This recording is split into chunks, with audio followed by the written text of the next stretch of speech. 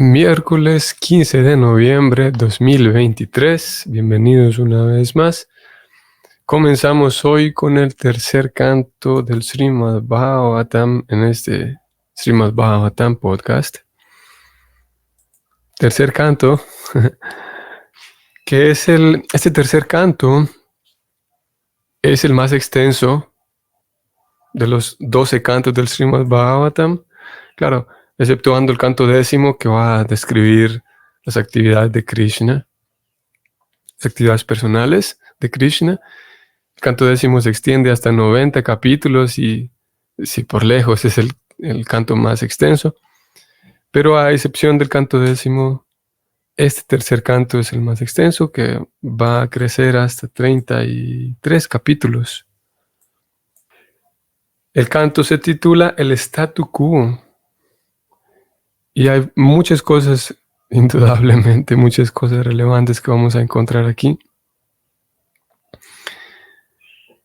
Y en realidad, desde el canto anterior, canto segundo, vemos, eso lo leímos desde los textos anteriores, los textos finales del canto segundo, encontramos como la conversación que está dándose entre los sabios de Naimisaranya.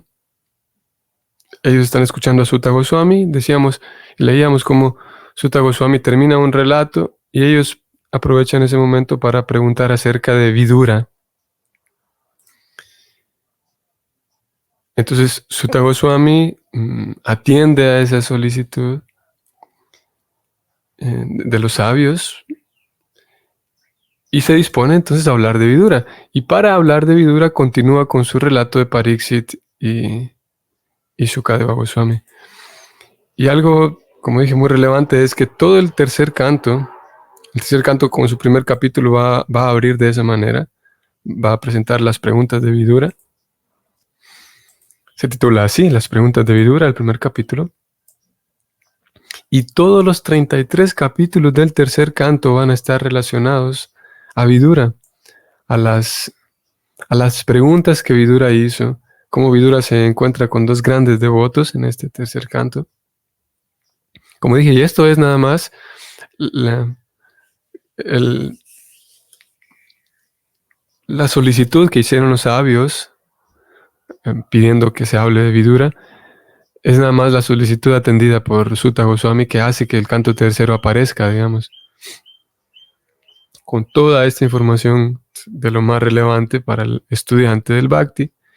Y no solamente el canto tercero, sino todo el canto cuarto también está incluido en el intercambio que Vidura sostuvo con Maitreya. Y el canto cuarto también es extenso, va a crecer hasta 31 capítulos. O sea que los siguientes 64 capítulos, imagínense, no es para nada menor. Los siguientes 64 capítulos, 33 del canto tercero y 31 del canto cuarto, van a atender al relato de la vida de Vidura. Y más bien, no la vida de él, no en sentido biográfico, pero sí más bien los intercambios que él tuvo, principalmente con Maitreya. Vamos a encontrar aquí a Vidura haciendo sus preguntas a Maitreya, y entonces todo el canto tercero y cuarto va a ser Maitreya quien toma la palabra. Claro, todo esto lo está relatando Sutta Goswami frente a los sabios de Naimisaranya, pero él va a invitar entonces a Maitreya a que exponga todo el conocimiento trascendental. En estos 3 primeros capítulos de este tercer canto, todavía Vidura está de peregrinación, y eso lo vamos a leer en el primer capítulo, como Vidura sale de peregrinación. Vamos a leer ese relato muy interesante, que también lo traíamos hace unos días atrás, de cómo Vidura se encuentra con su hermano Dhritarashtra y termina saliendo del palacio. Habiendo Vidura salido del palacio de los Pándavas, bueno, todavía los Pándavas no reinaban, era Dhritarashtra quien estaba reinando todavía. Vidura sale del palacio, va a hacer su peregrinación y se encuentra con un muy querido devoto del Señor Krishna, que es Uddhava. Y Uddhava va a aparecer también más adelante, es el canto 11º, en el famoso Uddhava Gita, donde Krishna le habla, le presenta el conocimiento trascendental a Uddhava, algo similar con lo que sucedió con Arjuna, y le deja instrucciones importantes a Uddhava, y es considerado uno de los devotos más importantes del Señor en los pasatiempos del Señor Krishna. Entonces Vidura se encuentra con Uddhava y le pide que hable acerca de Krishna. Y así como en el capítulo 2, Uddhava comienza a recordar al Señor Krishna, y su recuerdo del Señor Krishna se titula así, este capítulo 2. Su recuerdo del Señor Krishna le hace mostrar síntomas mismo corporales de cómo él realmente está, digamos, golpeado por la ausencia de Krishna, porque Krishna sí, ya está en el marco de su partida. Para entonces dar paso al capítulo 3, a petición de Vidura, entonces Uddhava relata los pasatiempos de Krishna fuera de Vrindavana en su intento de recordar a su querido Señor. Un poco más adelante, Vidura continúa con su peregrinación y se encuentra con Maitreya. Y Maitreya, entonces, de aquí en adelante, se va a encargar de responder a las preguntas de Vidura. Capítulo 5, ellos van a conversar, Vidura y Maitreya, y de aquí en adelante el capítulo 6 comienza la respuesta que él presenta. Capítulo 6 se titula La creación de la forma universal. Vidura presenta más preguntas todavía y eso da pie a que comiencen unos relatos bastante fascinantes. Como por ejemplo aquí en el capítulo 8, después de las preguntas de Vidura en el capítulo 7, aquí se va a describir cómo es que se manifiesta el Señor Brahma. Capítulo 8 se titula Garbhoda Saji Vishnu manifiesta a Brahma. Y se van a presentar detalles muy interesantes aquí. Una descripción sin más detallada de ese primer momento en el que el Señor Brahma nace, se manifiesta. Introduciéndonos así al capítulo 9, cómo el Señor Brahma nace, pero no sabe qué hacer. Se encuentra ahí mismo él solito, se da cuenta de que está sentado en esta flor, una flor de loto, ve hacia todos lados y lo único que observa es la nada, es, digamos, oscuridad, no sabe en dónde se encuentra, no sabe qué hacer. Y entonces él ora para pedir iluminación, para pedir guía. Estos capítulos 10 y 11 tienen una descripción interesante de la creación y su medida de tiempo. Capítulo 10 se titula Las divisiones de la creación. Capítulo 11, Cálculo del tiempo a partir del átomo. Bastante técnico este capítulo 11, muy interesante. Desde el capítulo 12 en adelante comienza un relato que se va a extender. Aquí se describe cómo el señor Brahma, en su intento ya que él recién había nacido y ahora ya comprendía cuál era la misión, su servicio, digamos, al Señor Supremo. Aquí en el capítulo 12 él comienza la procreación para poblar el universo, que era una de sus tareas. Y se crea entonces a los primeros 4 hijos del señor Brahma, que son los 4 niños Kumaras. Y aparte de los niños Kumaras, aquí también aparece el señor Shiva en este capítulo. Más adelante, en el capítulo 13, va a introducirse una vez más aquí un pasatiempo de una de las encarnaciones del Señor, que es Varaha, la encarnación jabalí. Y se va a relatar todo ello como la encarnación jabalí se encuentra con Hiranyaksha. Y para entonces encontrarle más sentido a porque aquí tenemos a la encarnación jabalí, que digamos el universo está relativamente joven, digamos, es reciente su creación, y tenemos a este Hiranyaksha que peleó con Varaha. Entonces se procede en el capítulo 14 a narrar cómo es que este demonio, Hiranyaksha, terminó siendo un demonio y peleando con el Señor Supremo. Aquí sí, se comienza toda esta descripción. En el capítulo 14, titulado Diti queda embarazada al atardecer. Diti es la madre es quien se encarga de crear, digamos, de procrear a lo que conoceríamos como los demonios. Y sí, aquí se relata entonces cómo queda embarazada de estos sujetos que van a crear bastante disturbio en el servicio del Señor Brahma. En el capítulo 15 se va a dar una descripción del reino de Dios. Y esa descripción del reino de Dios es presentada aquí, ya que los 4 Kumaras que aparecieron en el capítulo 12, los 4 Kumaras, hijos del Señor Brahma, se disponen a visitar el reino de Dios. Entonces, este capítulo 15, que se titula así, la descripción del reino de Dios, es un relato de todo lo que los 4 Kumaras van observando en su camino. Ellos se dirigen y de hecho llegan al reino de Dios. En el capítulo 16, esos 4 Kumaras se encuentran con los 2 porteros de Vaikunta, llamados Jai y Vijay, que le impiden la entrada a los 4 Kumaras al reino de Dios. Los 4 Kumaras, entonces, sabios ellos, maldicen a esos 2 porteros. Y es así como cobra más sentido la presencia de estos demonios, Hiranyaksha y Hiranyakashipu, muy conocido para nosotros. Estos 2 hermanos, Hiranyaksha y Hiranyakashipu. Capítulo 17. Bueno, Hiranyaksha y Hiranyakashipu, entonces son estos 2 porteros de Vaikunta, 2 porteros del reino de Dios que fueron maldecidos, descienden. La maldición es que descienden al mundo material y descienden como demonios.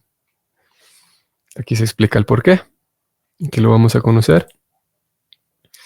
Luego Hiranyaksha, que es el hermano menor de Hiranyakashipu. Hiranyaksha comienza en el capítulo 17, se describe aquí cómo él lleva a cabo sus labores retorcidas y el capítulo se titula La victoria de Hiranyaksha en todas las direcciones del universo. Logra sembrar el miedo por todos lados. Eso incluye a los semidioses mismos.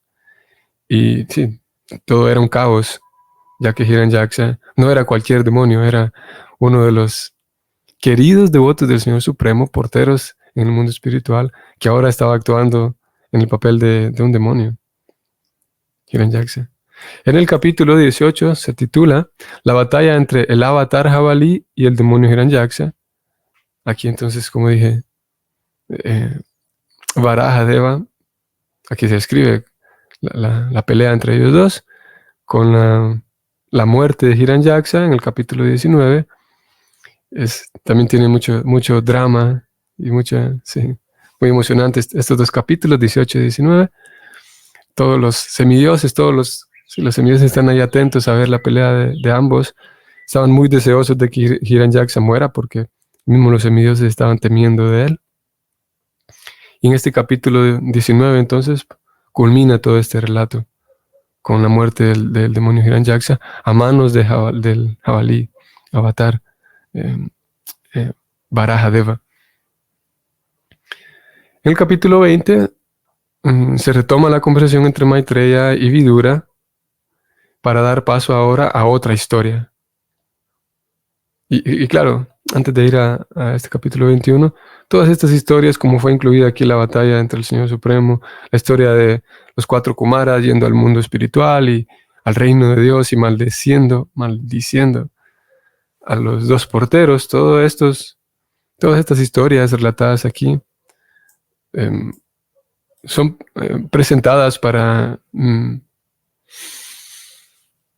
ejemplificar en cómo en diferentes circunstancias el Señor Supremo es el Señor Supremo y cómo en diferentes circunstancias es posible mantenerse bajo el respaldo, bajo el resguardo del Señor Supremo.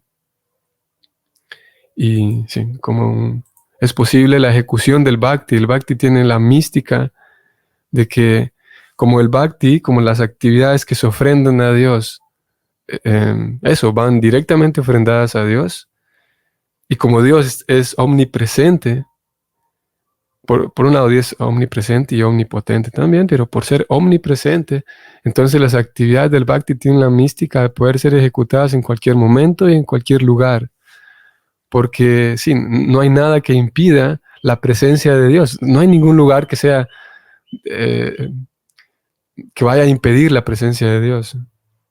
No hay lugar en donde Dios no tenga cobertura. Dios tiene cobertura ilimitada, así como anuncian algunas las compañías de teléfono. Cobertura ilimitada. Pero Dios sí lo tiene, Krishna sí lo tiene. Y esa cobertura ilimitada y esa omnipresencia de Krishna, entonces vuelve tan genial el Bhakti porque en todo lugar no hay límite. En todo lugar puede ser ofrendado algo al Señor Supremo. Y claro, puede ser ofrendado nuestro corazón, que es lo que aprendemos en el Bhakti, ¿no? A través de ofrendar cosas y elementos materiales, que en fin de cuentas no son materiales, pero lo que se ofrenda ahí es el alma misma, la persona se ofrenda a sí misma, se pone a sí misma en esa ofrenda. Y estas historias entonces van alentando eso, van nutriendo nuestra comprensión, nuestra fe también, y eso, nuestra comprensión de la universalidad del Bhakti, esa mística del Bhakti. Entonces en el capítulo 21 se retoma la conversación y se cambia de tema. Entrando al capítulo 22, aquí se va a incluir desde este capítulo 22 la historia de otro avatar del Señor Supremo. En este caso es Kapila Deva. Y se va a comenzar desde este 22. Como Kardama Muni y Devahuti, que son los padres de Kapila, se conocen y se encuentran. El capítulo 22 se titula El matrimonio entre Kardama Muni y Devahuti. Se describe la personalidad, el carácter de ambos aquí, muy interesante este capítulo. El carácter de Kardama Muni y el carácter de Devahuti, cómo ellos se encuentran y se conocen. En el capítulo 22, Devahuti se lamenta. La madre del Señor Supremo, la madre de Kapila, el Señor Supremo en la forma de Kapila, entra en este estado de lamentación. Vamos a conocer el por qué razón ella se lamenta. En el capítulo 24 se relata la renunciación de Kardama Muni, el esposo de Devahuti. En el capítulo 25, titulado La gloria del servicio devocional, un capítulo muy bonito. Este es eso, una glorificación al servicio devocional, al Bhakti, la belleza y la gloria del Bhakti. Y esas glorias del Bhakti, esa belleza del Bhakti es descrita aquí en este capítulo por el mismo Señor Supremo, por Kapila. El señor Kapila le habla de la gloria del servicio devocional a su mamá, a Devahuti. También en el capítulo 26 continúa la conversación entre ellos dos. Aquí el Señor Supremo describe los principios fundamentales de la naturaleza material. Es el título de este capítulo 26. Principios fundamentales de la naturaleza material.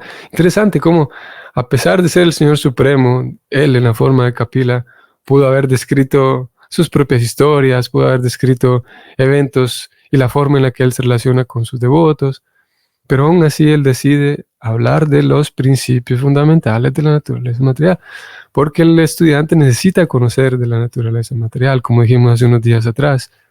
Es necesario para poder ganar esa naturalidad, digamos, y soltura y espontaneidad. No es posible que el estudiante deje de lado la comprensión de la naturaleza material con la perspectiva espiritual. Es un estudio sistemático.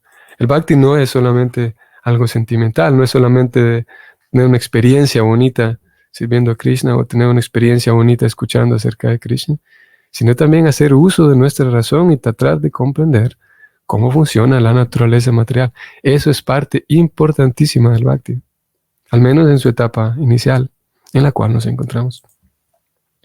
Para dar paso al capítulo 27, titulado Comprensión de la naturaleza material.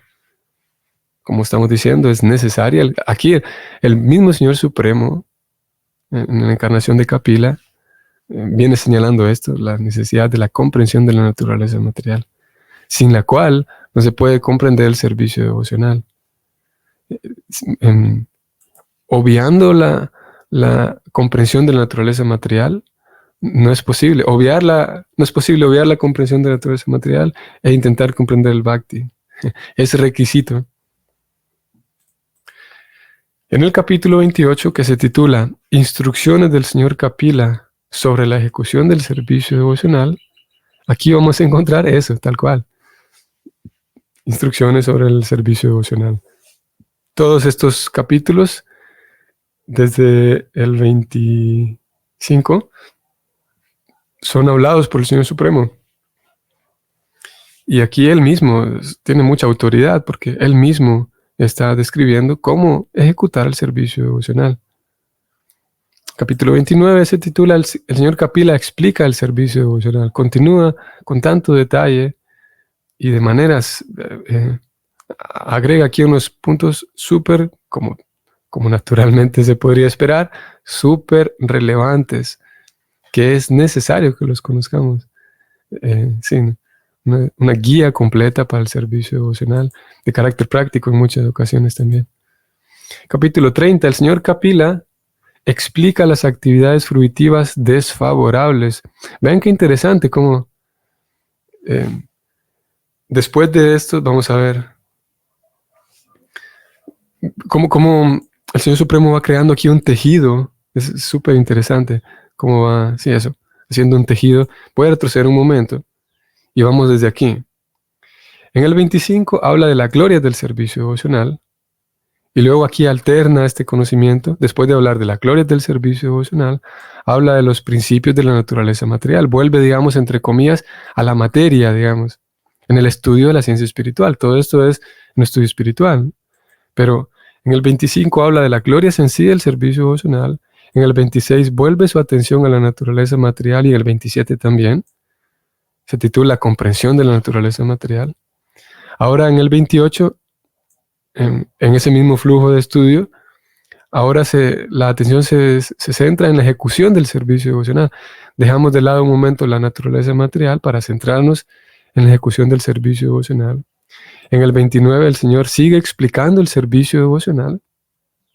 Y ahora en el capítulo 30, alterna una vez más y pone nuestra atención en las actividades fruitivas desfavorables, una vez más, digamos, en la naturaleza material. Cómo él entonces va alternando a fin de que el estudiante vaya, sí, dando sus pasos sólidos. Capítulo 30 se titula El señor Kapila explica las actividades fruitivas desfavorables, cosa que es necesario conocer. Es necesario conocer, sí, cómo funciona el sistema de acción y reacción, el sistema del karma. Conocer a detalle en qué actividades puedo terminar enredado y en cuáles no. Porque podríamos decir, bueno, solamente a mí déjeme servir a Krishna y ya está. Y sí, eso es lo necesario y es lo principal, servir a Krishna. Es el punto central. Pero para que se pueda dar un buen servicio devocional, hace falta entonces que conozcamos también cómo funciona la naturaleza material, como dijimos, y cómo funciona esa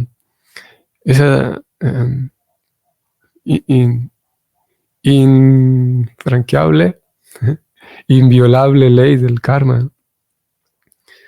Y no solamente la ley del karma, sino más bien, ¿qué actividades realmente son desfavorables para mi servicio devocional, para mi propia autorrealización?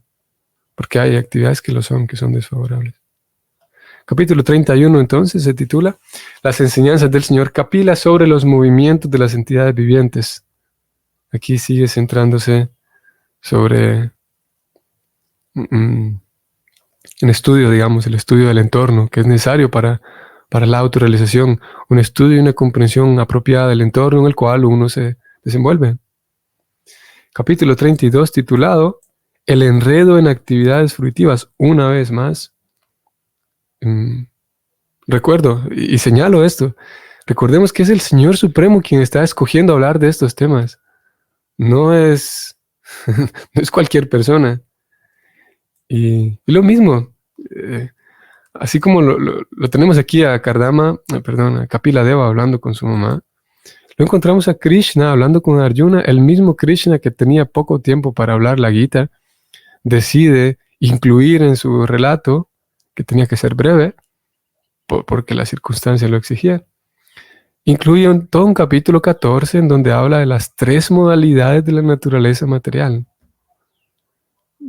Lo vemos una y otra vez. En cada ocasión vemos esa importancia de que el estudiante conozca la naturaleza material. No es posible intentar cultivar la autorrealización y sí, cultivar el desarrollo espiritual interno propio y mucho menos el servicio devocional, tratando de ignorar todo lo que ocurre en las dinámicas materiales. No es posible. Simplemente no se puede. El capítulo 32, entonces él va a dedicar tiempo a hablar se titula así, el enredo en actividades fruitivas. Conocer cómo funcionan las actividades fruitivas y cómo uno se enreda en ellas. Para finalmente el capítulo 33, el último de este canto, titulado Actividades de Kapila. El señor Kapila Deva, como ya todos sabemos, ¿no? Que se agrega es tan común agregar este prefijo, Deva, así como Kapila Deva, o Nrisimha Deva, y tantos Devas que no solamente se aplican al Señor Supremo, a las encarnaciones del Señor. A veces también tenemos a Narada. Ustedes recordarán que también, por ejemplo, Narada Deva. Entonces aquí termina el canto con las actividades de Kapila Deva. Y como dije, todos estos 33 capítulos son incluidos aquí debido a la petición que se hizo de parte de los sabios a querer saber acerca de Vidura.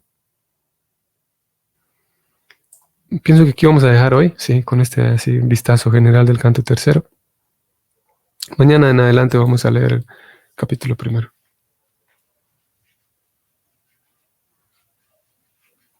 Muy bien, vamos a detenernos aquí. Que tengamos un excelente miércoles, que podamos recordar, mantener el recuerdo de nuestro querido Señor Supremo. Y si el Señor nos permite, entonces continuaremos mañana ya con este primer capítulo del canto tercero. Hare Krishna.